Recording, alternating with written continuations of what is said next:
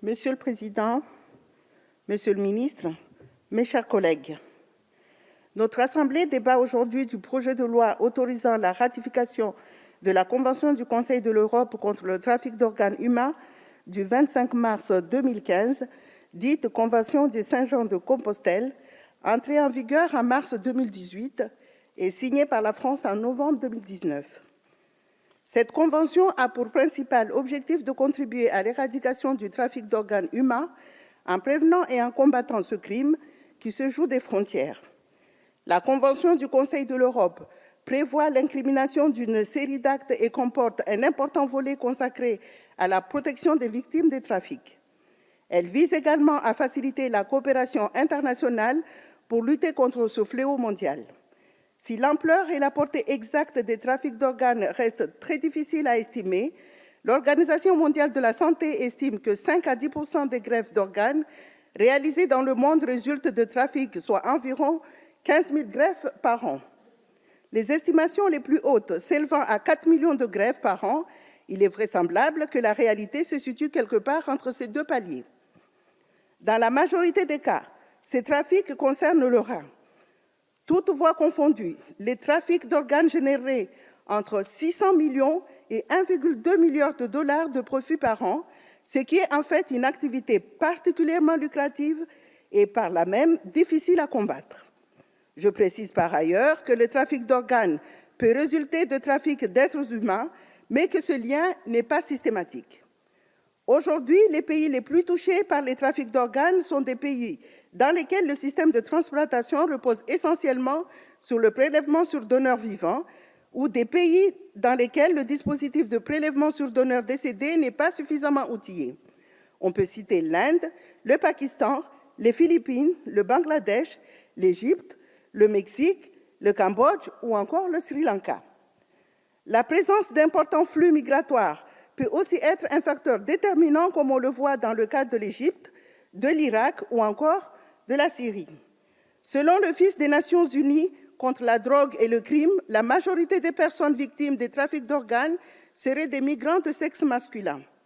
Selon ce même organisme, on constate aussi un nombre croissant de victimes venues de pays marqués par des conflits tels que la Syrie, l'Irak ou la Somalie. Vous l'aurez compris, les trafics d'organes sont un fléau d'autant plus répréhensible qu'ils s'attaquent aux plus vulnérables. En outre, de nombreux abus ont également été dénoncés en Chine ces dernières années concernant des prélèvements illicites qui viseraient en particulier des minorités et des prisonniers politiques et qui impliqueraient les autorités et non des réseaux de type mafieux, comme c'est majoritairement le cas ailleurs dans le monde. En effet, les voies de redistribution d'organes illicitement prélevés suivent les voies de la criminalité organisée transfrontalière et notamment celle de la traite des êtres humains. Depuis les années 1980, on constate aussi le développement du tourisme de transplantation qui concerne généralement des ressortissants de pays développés se rendant dans un pays étranger pour acheter un organe et bénéficier d'une greffe. Ce phénomène a été condamné par l'OMS en début des années 2000, ainsi que dans les déclarations d'Istanbul de 2008. La déclaration d'Istanbul est l'un des éléments de l'arsenal juridique progressivement mis en place par la communauté internationale pour lutter contre le trafic d'organes. En effet, si la convention qui nous intéresse aujourd'hui est le tout premier instrument juridique international spécifiquement consacré au trafic d'organes, elle vient parachever un édifice préexistant. On peut notamment citer la Convention des Nations unies de 2000 sur la criminalité transnationale organisée et son protocole additionnel visant à lutter contre la traite des personnes, ou encore la Convention sur les droits de l'homme et la biomédecine de 1997 et son protocole additionnel de 2007 relatif à la transplantation d'organes et de tissus d'origine humaine. En 2010, l'Assemblée générale de l'OMS a adopté des principes directeurs sur la transplantation de cellules, de tissus et d'organes humains, soulignant le fait que les gouvernements sont responsables du développement de l'accès à la greffe dans des conditions éthiques satisfaisantes. La lutte contre le trafic d'organes est aussi un enjeu européen.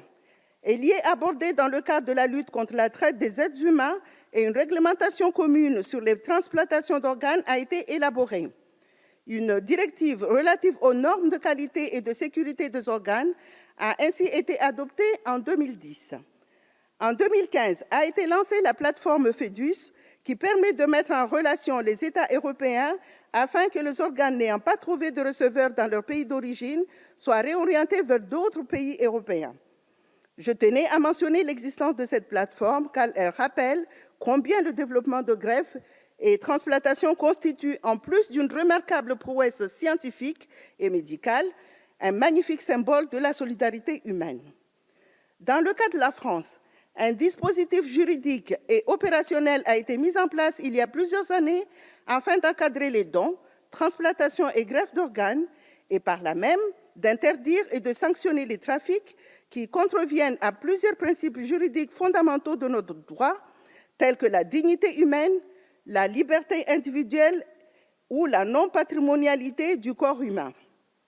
La loi du 29 juillet 1994, dite loi bioéthique, a consacré les principes fondamentaux du don d'organes, gratuité, anonymat et libre consentement du donneur. L'Agence de biomédecine, agence nationale créée par la loi de bioéthique de 2004, joue un rôle de premier plan dans la mise en œuvre du dispositif national encadrant le prélèvement et les greffes d'organes, de tissus et de cellules. Elle est chargée de la gestion de la liste nationale d'attente de greffe et du registre national des refus, ainsi que du suivi de l'évolution de la situation internationale en matière de trafic d'organes et des mesures de lutte contre ces trafics, suivi dont elle doit rendre compte dans son rapport d'activité annuel. Il ressort de ce suivi que le nombre de personnes résidant en France et greffées à l'étranger est très faible.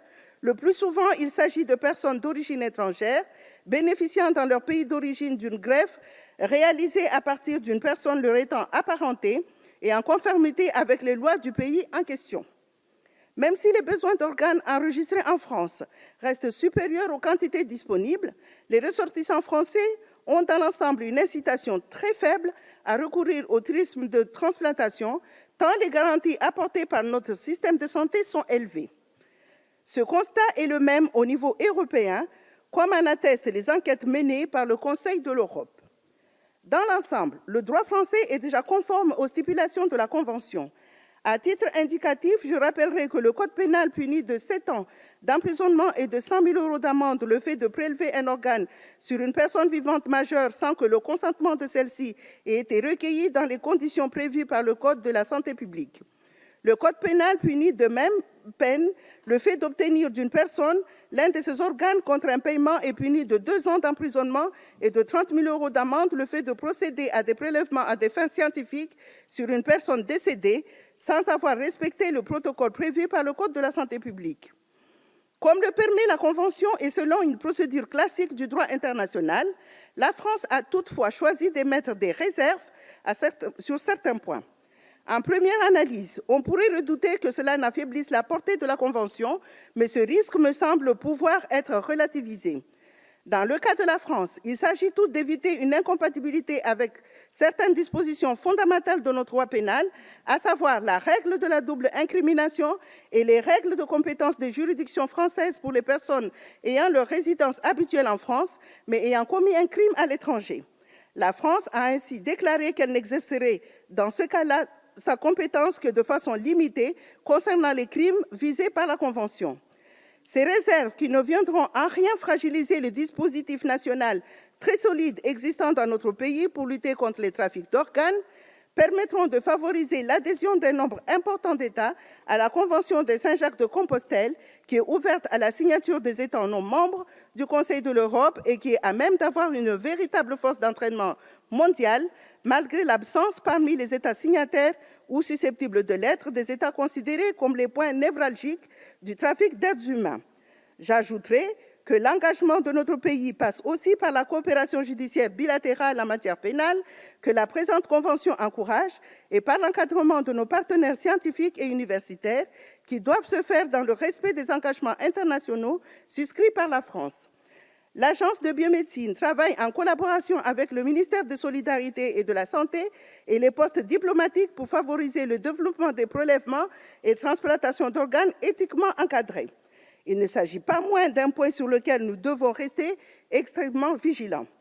En conclusion, je vous invite à voter en faveur de la ratification de cette convention qui atteste de la capacité des États à unir leurs forces pour lutter contre un fléau mondial particulièrement répréhensible.